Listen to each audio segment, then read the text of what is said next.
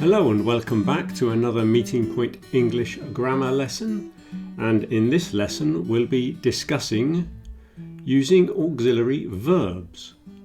So what are the auxiliary verbs, I hear you say? We have the verb to be. Sometimes it is used as a main verb, sometimes as an auxiliary, but either way it functions as an auxiliary grammatically. We have the verb to do, which of course can be a main verb or auxiliary. And the auxiliary verb have we'll be talking about in the present perfect tense. We also have the modal auxiliary verbs, which are will, would, can, could, shall, should, must, might and may. Those are the modal auxiliary verbs. And we'll be looking at using these verbs in the context of short answers, saying yes, I do, rather than just yes. Using them to express agreement and contrast. Also, we'll be looking at a thing called question tags, and something very similar is echo questions. So to begin with, let's look at some short answers. If we have a question such as, is she French? Now this is what they call a yes-no question, because there are only two possibilities. Either yes, she is French, or no, she isn't French. But we don't have to answer with a complete sentence, but also we don't like to use just yes or no. So we will probably use the three-word answers, such as yes, she is, or no, she isn't. We often finish sentences like this on auxiliary verbs, and the rest of the sentence would be implied. So we don't have to repeat the word French, in other words. But we like these three-word answers, yes, she is, or no, she isn't. Do you like fish? You can see in this sentence the main verb is like, but to make the question we use the auxiliary do. So in answer to the question, do you like fish? You will say, yes I do, which means yes I do like fish. Or no I don't, which means no I don't like fish. But again we finish the sentence on the auxiliary with a three-word answer, yes I do, no I don't. Can Billy swim? Here's another yes-no question with the auxiliary can. Can Billy swim? There are only two possible answers. Yes he can, or no he can't. Will you give me a biscuit? This one has the modal auxiliary will. Will you give me a biscuit? Yes, I will. Or, no, I won't.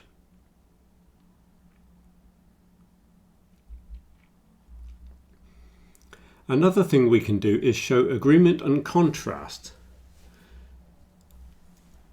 For example, if one person says to you, I can speak French, now you can comment on this sentence by saying that you can also speak French, or you cannot speak French.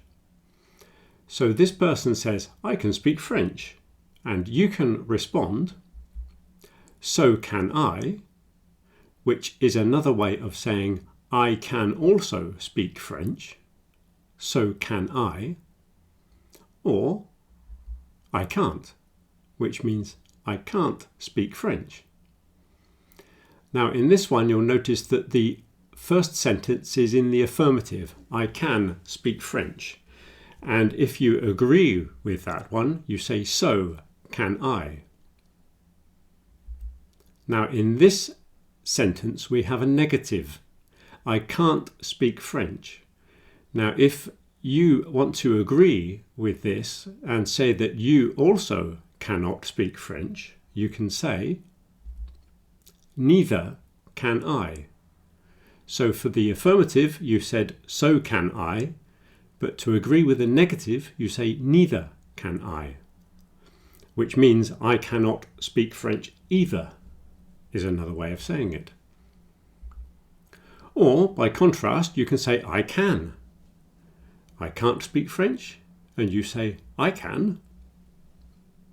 So you see, these are ways of agreeing or showing contrast with the other person's statement.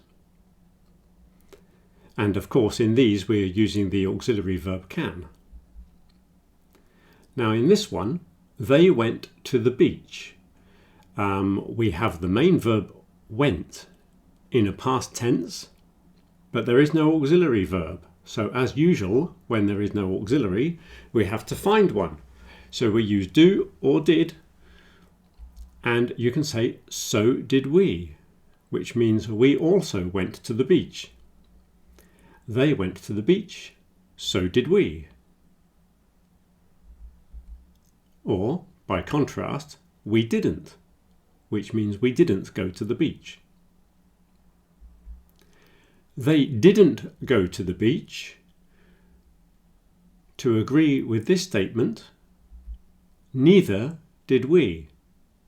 Okay, so in the affirmative, you said, so did we, to agree with they went to the beach.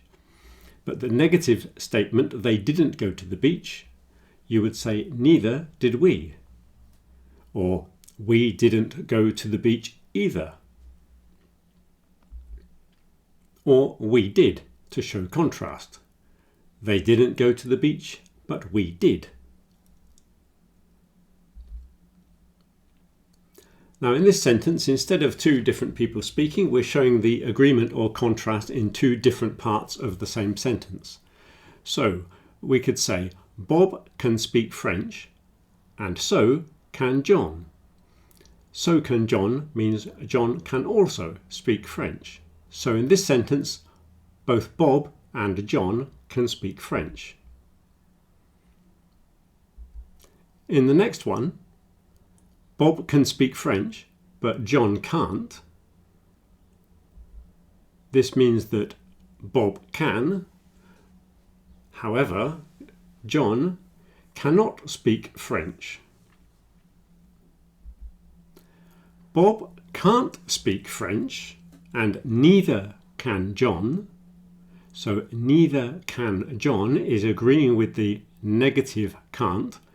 So Bob can't speak French, and John also can't speak French. And finally, Bob can't speak French, but John can. The first one in the negative, but the second is in the positive. So you can see in all of these we're using the modal verb can. Here are some more examples. He liked it, and so did I. Obviously, in the first part of the sentence, there's no modal verb. It's a past tense main verb like. So we are going to use the modal verb did. He liked it, and so did I. John has seen it, but Dave hasn't. You'll see this sentence is a present perfect. John has seen it. So that is the auxiliary verb has there. John has seen it, but Dave hasn't seen it. You wouldn't understand, but I would. So that's an example using the modal auxiliary would. You wouldn't understand, but I would. And just to show that it is possible, I didn't like the film, and neither will you.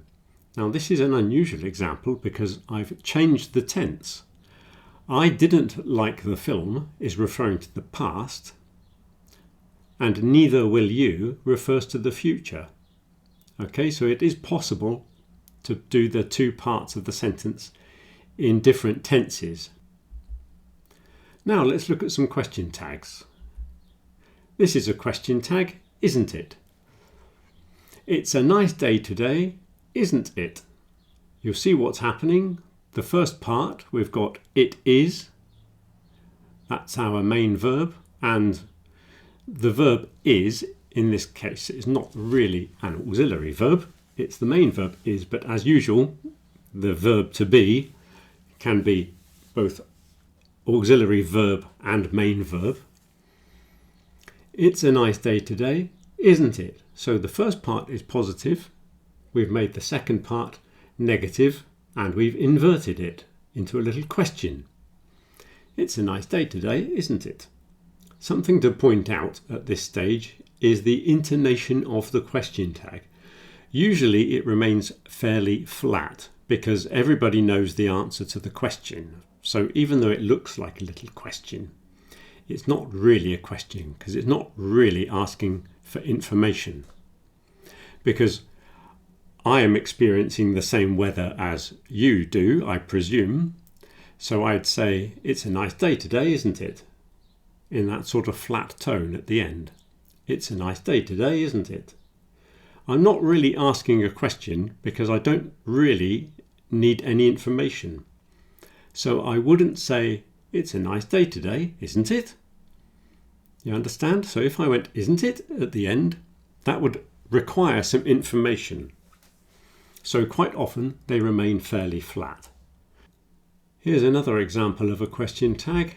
In this one we're using the modal verb can. You can play the guitar, can't you?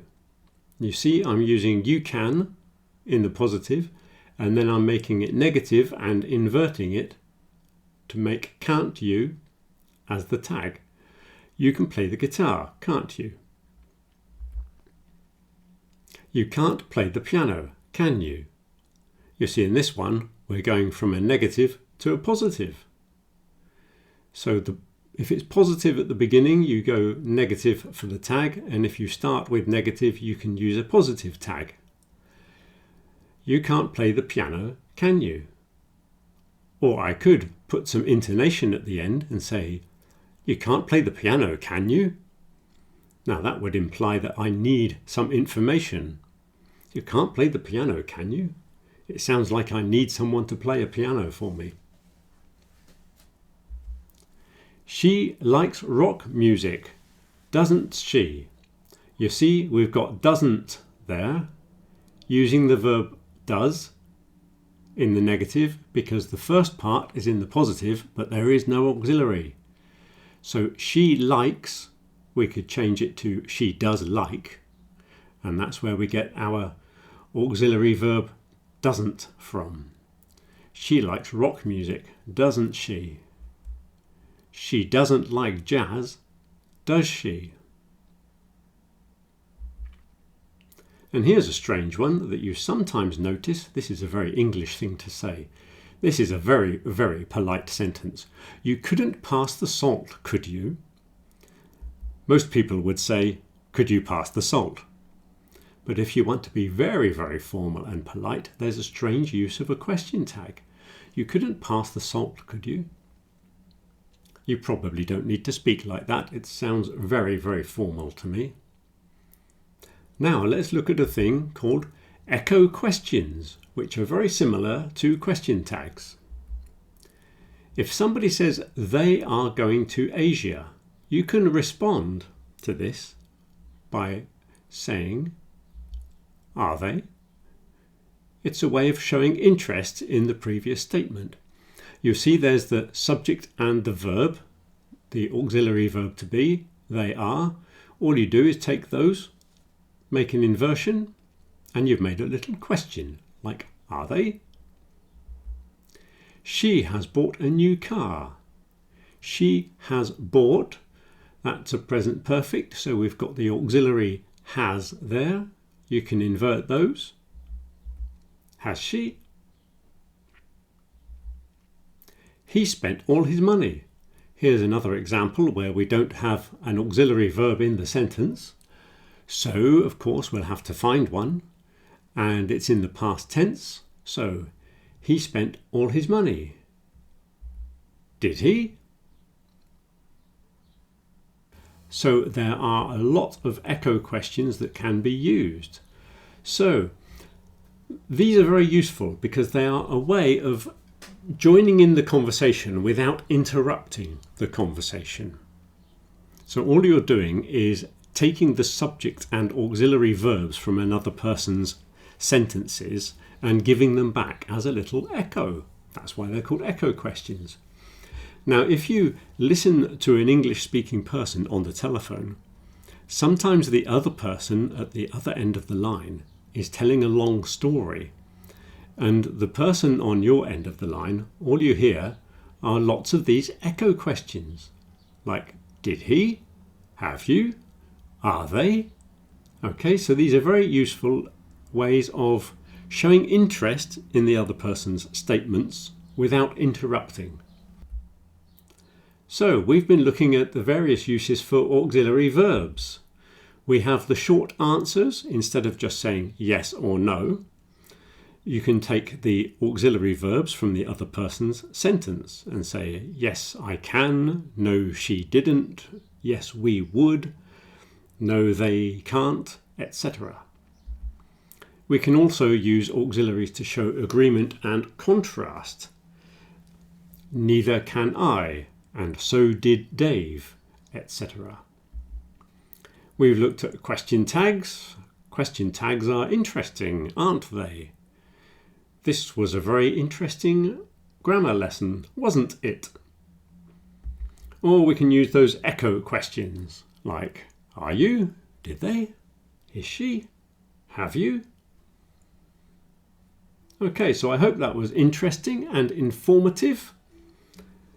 Don't forget to like, subscribe and share this video with all your friends.